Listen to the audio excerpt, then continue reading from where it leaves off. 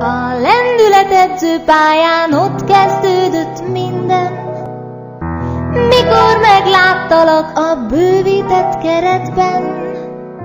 Álltál a kezdőkörben, csauszínű dresszben, halálos pillantásod az lett a vesztem.